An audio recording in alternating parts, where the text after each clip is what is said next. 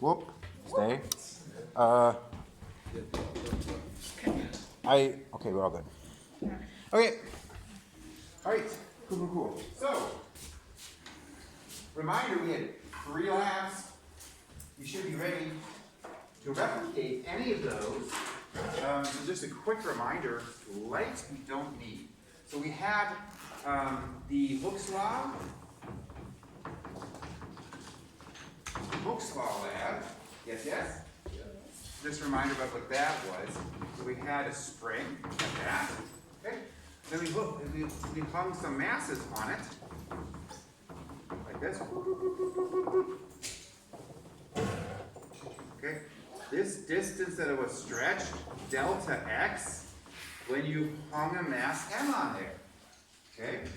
And we collected data, and the data was of the form that when we hung different masses on it in kilograms, we measured different distances in meters as it was stretched. What we did was, we then wanted to make a graph based on Hooke's law. Just a reminder, Hooke's law, the spring force is equal to K delta X. So the force a spring exerts is proportional to how much you stretch it. That makes sense. So you stretch it twice as much force.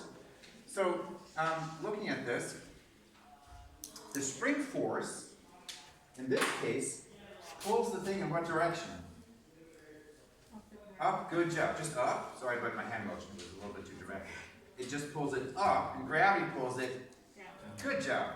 Okay? So we have gravity acting downwards, whoop, right? And this is Fg equals mg. Yes? Makes sense? And that's equal to what other force that pulls it up? Yes? The spring force. Correct. So if we do this, where we measure the values here, so obviously 0, 0, 0, that makes sense.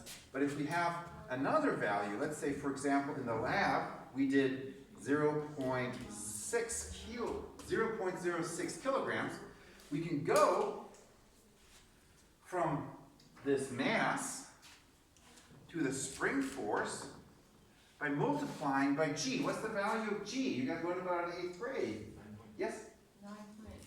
9.8, exactly. So we multiply by 9.8 newtons per kilogram. So we multiply this number by 9.8, put the number there. Capiche, capache, kapoosh? Kapoosh. Yay. I don't know why I started. This is a new thing this year. You should be honored. Thank you. You're welcome. So this is 0.588. Is that right? Thank you. Newtons. There we go. And then we measure this value.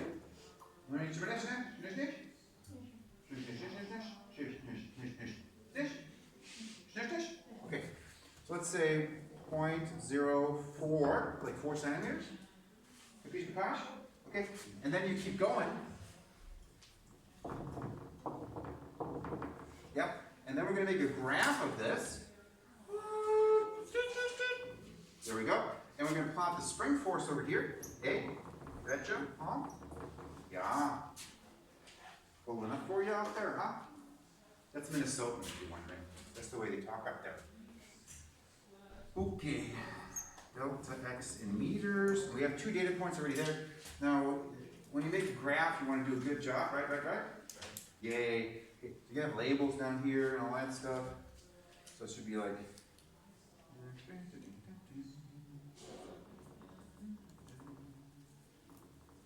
And here we're going to go.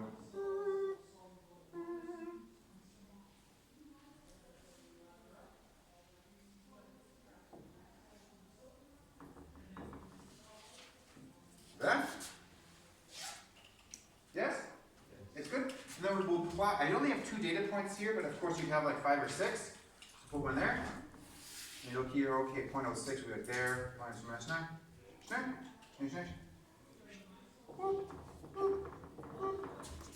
Okay? All good? Is this too easy? Just boring? Look good boring. Good boring? No. Good. Really? Wow. Either you're really nice, or a good liar, or both of those. It's not boring. It's not boring, really? That's so sweet. Thank you. So, then you make a straight line fit. Use a ruler for this, not just use it with your hands. Do a straight line fit. Yes? All good? Find the slope. Slope equals rise divided by run. Okay?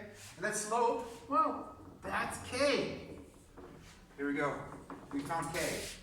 Yeah? Reminder? Good? Good, good, good.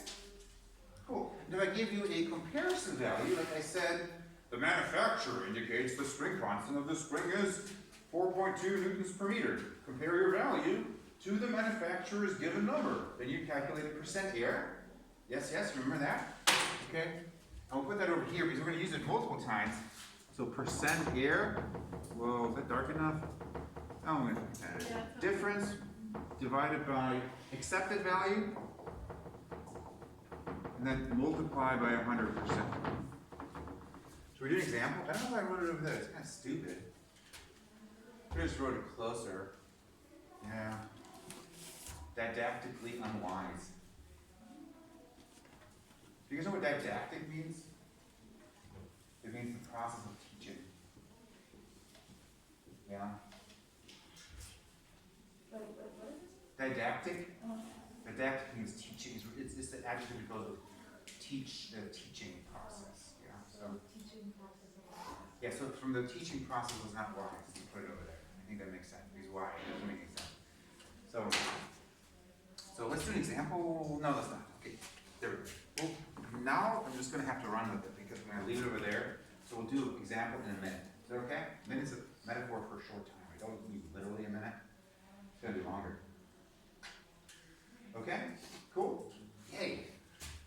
Now, let's do a second one. And here, we're going to have you actually, yeah, let's do this. That's a good idea. Let's have you actually do it. Okay? Cool, cool, cool. So then do bouncing mass on spring. Bouncing mass on spring. Yeah? So we have an equation there too. And a reminder, the equation was T of the bouncing spring was 2 pi square root m over k. And for what we did for that was kind of like the same thing here, right? We took the mass, yeah, and that was the mass m. And then we took our very strange looking hand and we pulled it down and we let it bounce. Didn't make that noise, but was it funner? Yes, remember? Okay. And we got data there. And here we're going to make up the data, and then you're going to plot it. Mass, kilogram, and the period of the spring, and that's going to be in seconds. Okay? Good? Yeah? Alrighty, and let's do here values. We're going to do 0.1, 0.2, 0.3, 0.4, and let's do 1.24 seconds. Let's do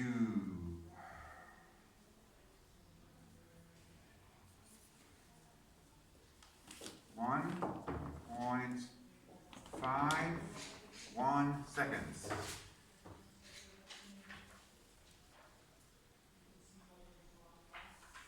.09 seconds. All right, I think it is. And then this one's going to be 2.46 seconds.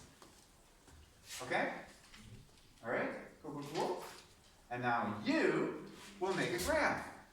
And to make the graph, a reminder. This was the relationship, okay? And under non-pandemic conditions, I might just leave it at this. But it would be nice for me to say what to plot, right? Wouldn't it be nice? Because you're not plotting directly this against this. Okay? So we should add, actually, I'll just tell you. Because that's just, yeah. We don't want to look bad grades. So we're just going to put that over here. What you're going to have to calculate is TSP squared, which is going to be in seconds squared. And then for your graph, you need to plot TSP squared and second squared versus the mass. Okay, capiche capache? Okay, good? So, question papier? I don't have it, it's fine paper. So take out a piece of question papier, make the graph. Okay? And then put a straight line fit in from 0 going up. Okay? For practice?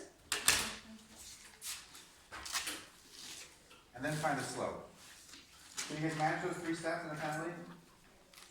Yep, sounds good, right? Okay, so make a graph, make a straight line fit, find the slope. Okay? Should we write all the stuff too? I'll leave it up to you. Okay. If it's helpful for you, I think practicing making the graph is probably the most important thing. If you don't feel like writing it down, I guess that's okay. It will be posted. This is kind of one of those know thyself things. So for the left one, we're not supposed to do anything? Well, I'm just repeating what we did. So I'm just giving you an example here. I mean, I could ask you to make this graph, but we're just practicing that because we don't have time to practice all 3. But we can practice making one graph, finding the slope, finding the percent difference. And then I'll show you the third one, and then kind of just review what we did, and then we should be okay. I think you guys are gonna rock this. It's gonna be awesome. You could stop the tape for a little while. It's not gonna tape.